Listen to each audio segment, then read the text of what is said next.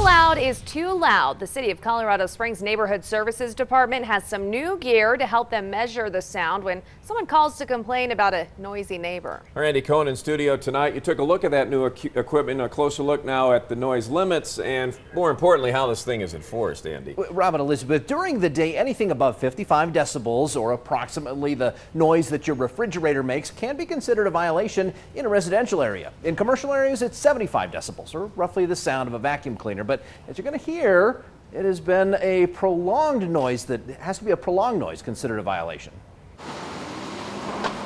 Do you ever stop to listen to the world around you? You might notice something that you didn't know was there.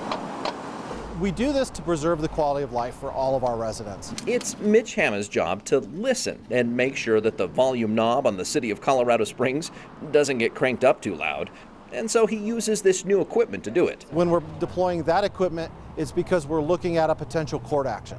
Proving a violation to the court means documenting everything. So he records video of his instruments as they measure both the decibel levels as well as the ones that account for environmental factors like a gust of wind.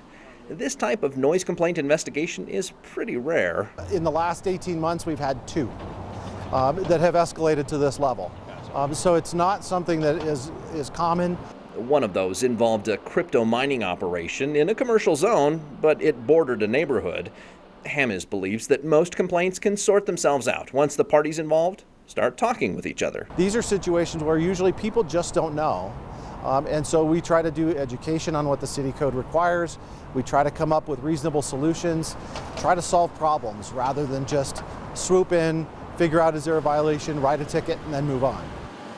And Mr. Hammes told us that if a noise is coming from a loud house party or a barking dog, it's best to call the police or animal control for disturbing the peace. He only gets involved when it's a consistent loud noise that might be coming from a factory or machinery.